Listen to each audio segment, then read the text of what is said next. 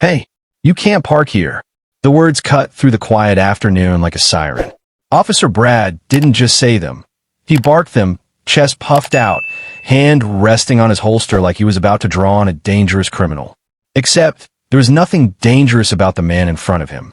At least not that Brad could see. The black SUV was parked neatly at the curb in front of a small coffee shop downtown. Government plates. Tinted windows. Nothing flashy. Nothing suspicious. Unless you were the kind of cop who thought everyone was suspicious. And Officer Brad? He was exactly that kind of cop. Brad had been on the force for 3 years, but he acted like he'd been keeping the streets safe since the dawn of time. Locals called him Badge Boy behind his back because he loved to throw his weight around, stopping people for going 2 miles over the speed limit, lecturing teenagers for standing on the corner too long. To Brad, it wasn't just a job. It was his personal stage, and every citizen was part of his audience. And today, he saw his chance to shine. The driver's door opened slowly. Out stepped a man in a crisp, tailored suit, black jacket, white shirt, polished shoes. He didn't look rattled or guilty. He didn't even look annoyed. He simply adjusted his jacket and gave Brad a polite nod. "Officer," he said calmly, voice low and even, "I'll only be a minute. Official business." But Brad didn't care about official business. He saw a guy who looked important, and in Brad's world, important people needed to be taken down a notch. "Yeah? Well, my official business says you can't park here," Brad snapped, jabbing a finger toward the no parking sign. "Move it, or I'm writing you up." The man's expression didn't change. No anger, no fear, just a faint flicker of, was that disappointment? He reached into his jacket, slowly, deliberately, and pulled out a leather wallet. He flipped it open, revealing a badge and an ID card. Special Agent Cole, FBI. Brad barely glanced at it before scoffing. "Cute," he said, smirking like he just caught someone in a lie. "You buy that on Amazon?" Cole's eyes narrowed, just slightly, the first real reaction he'd given. "It's real," he said, his tone still controlled but sharper now. "I'm here on a federal investigation. Step aside." But Brad wasn't stepping aside for anyone. Not today. Not when half the block was watching, curious about the commotion. He could feel their eyes on him, and it fueled his ego like gasoline on a fire. "Investigation?" Brad laughed. "Yeah, okay. And I'm the Tooth Fairy. Get back in your car before I make this real simple for you." Cole tilted his head, studying him like a scientist observing a particularly strange insect. Then, without another word, he closed his badge, slid it back into his jacket, and said quietly, "You're making a mistake." Brad grinned. "No, pal. You made the mistake when you parked in my town thinking you could do whatever you want." He didn't notice the way Cole's hand lingered near his phone, as if ready to send a message. He didn't notice the small camera mounted on the SUV's dashboard, recording everything. Brad was too busy imagining how this would look in tomorrow's headlines. Local officer stops fake FBI agent. And as more bystanders started pulling out their phones to record, Brad felt untouchable. He was sure he'd become a hero by the end of the day.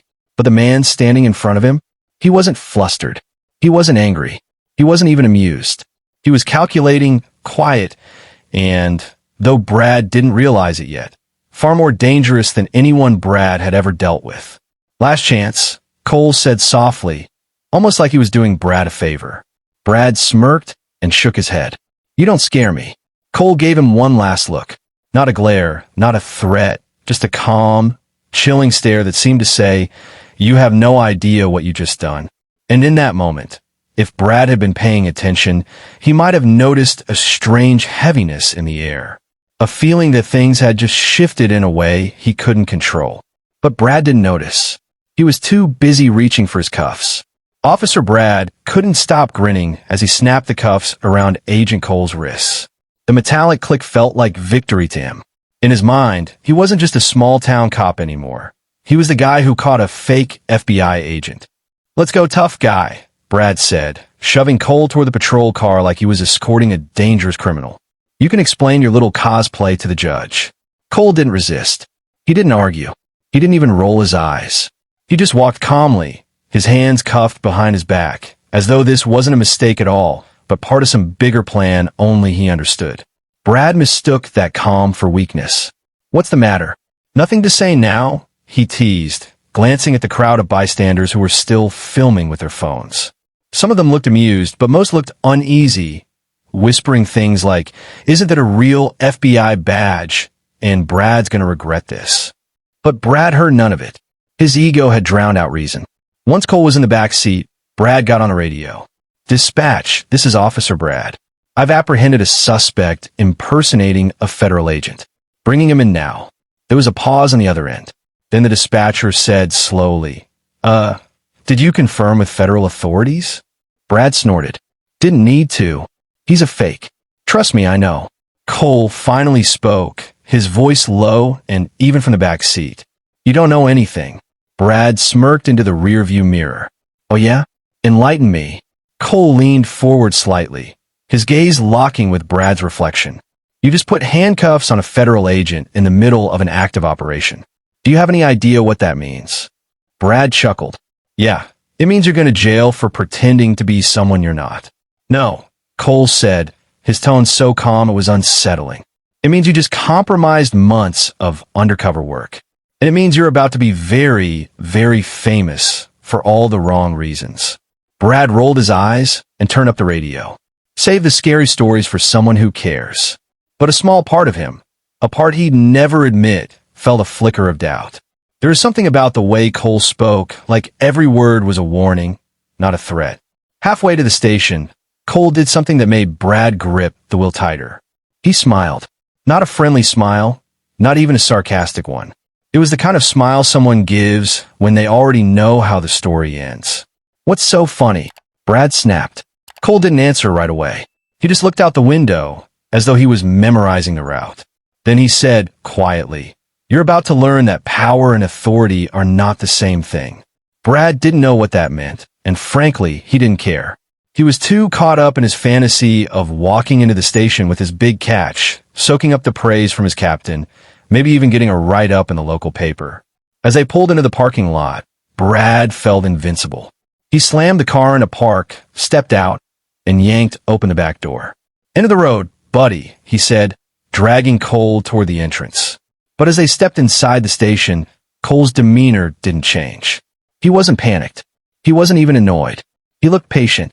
And that patience, though Brad didn't realize it yet, was the first sign that the tables were about to turn. The second Officer Brad marched Agent Cole into the station. He puffed his chest out like a prizefighter entering the ring. He was sure this was his moment. His captain would shake his hand, maybe even clap him on the back and say, "Great work, Brad. You saved the town from a con artist."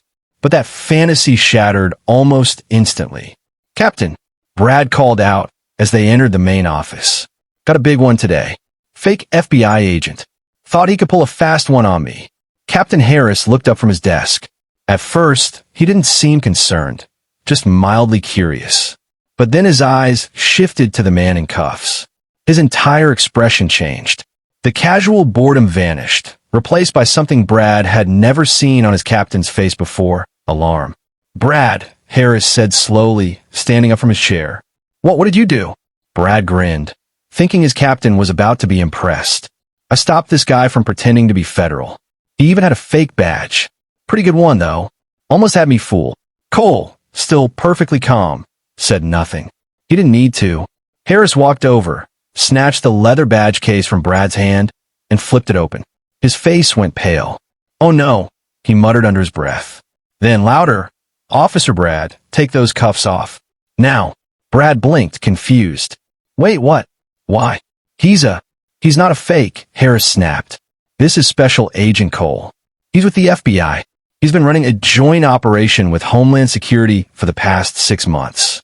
And you just blew it." The room fell silent.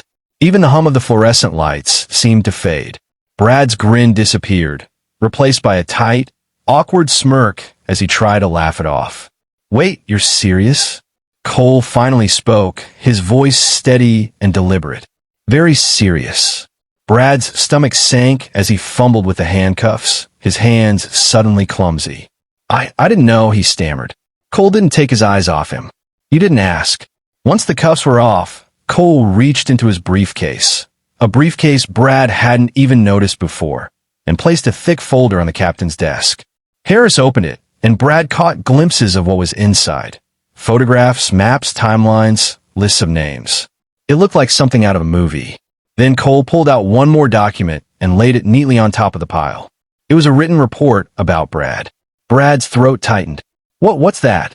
Cole's tone never rose, but somehow it hit harder than shouting.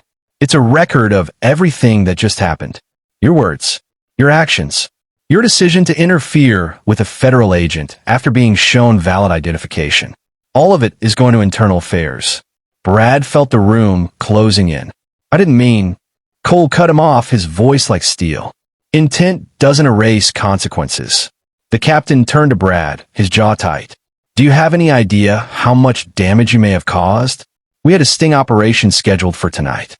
Thanks to you, we have to assume the suspects were tipped off. Months of work, possibly gone. Brad's mind raced, searching for an excuse, any excuse. I thought I was... You thought wrong, Harris barked.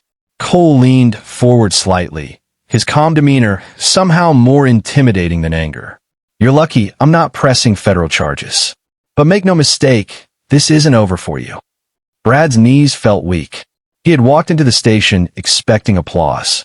Now, all he could think about was how quickly his entire career might be slipping away.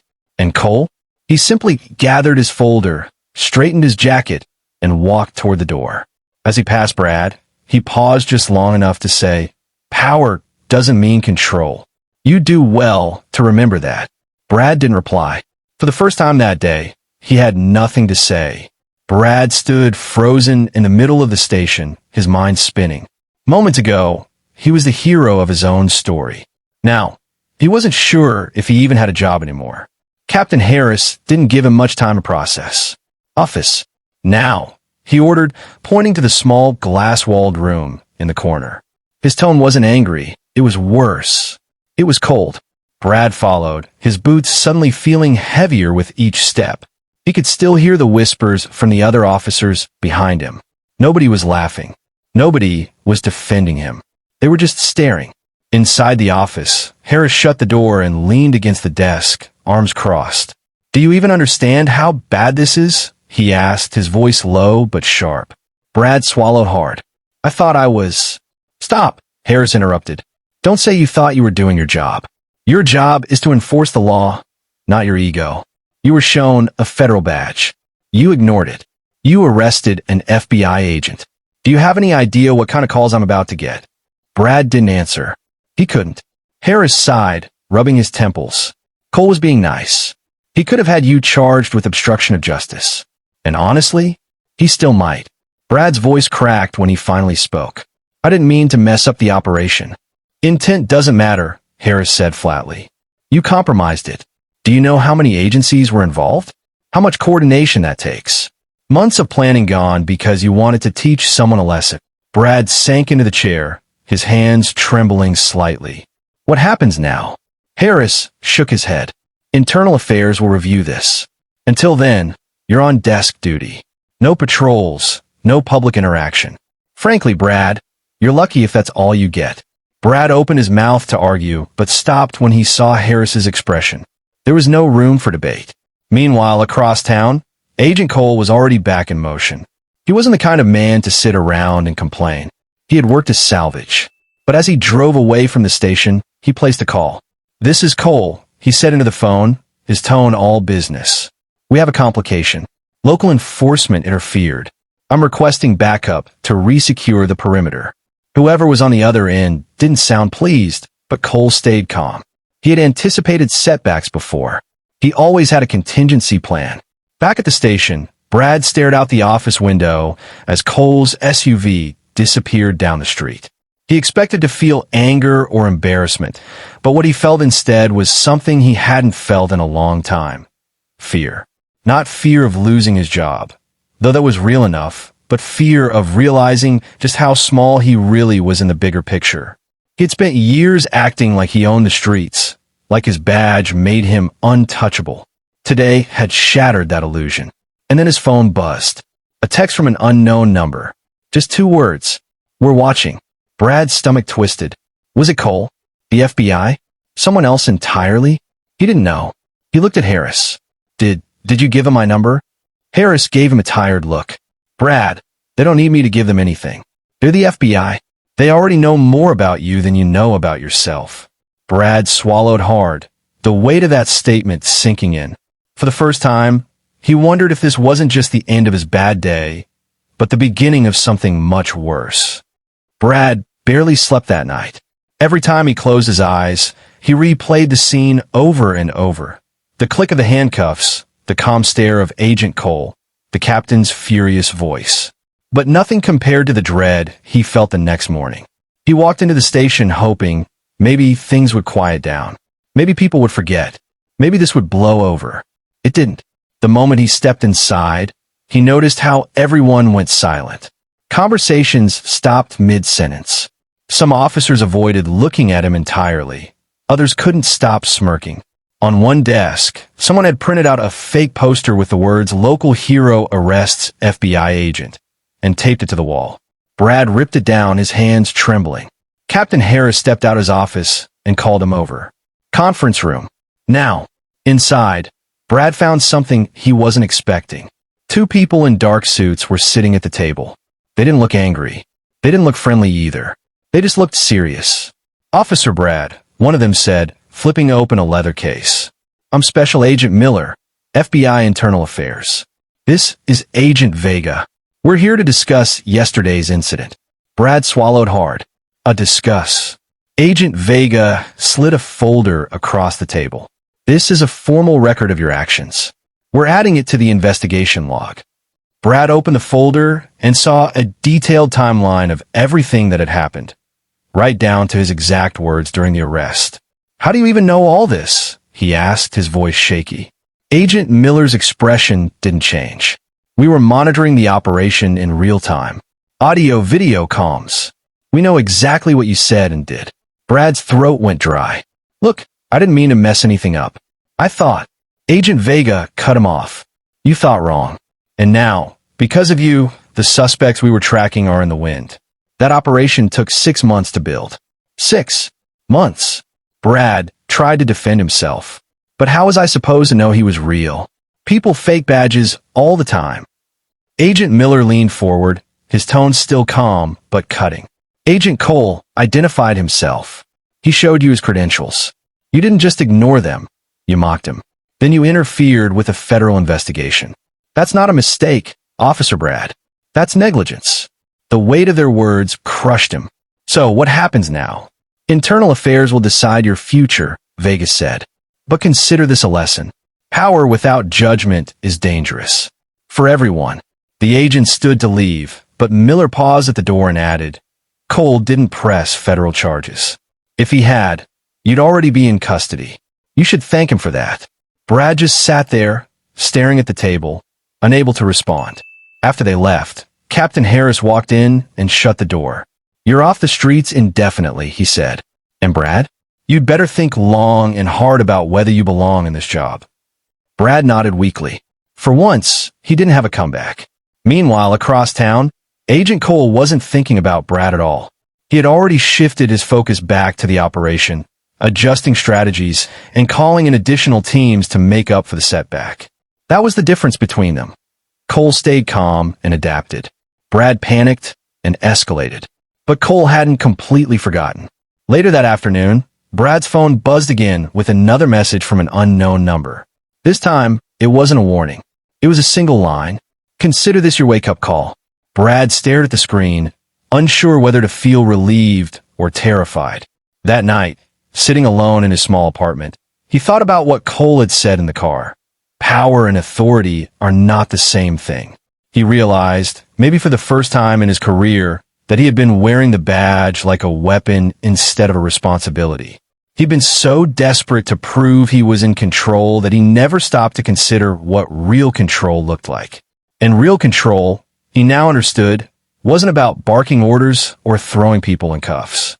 It was about staying calm when things got tense. It was about making the right call, not the loudest one.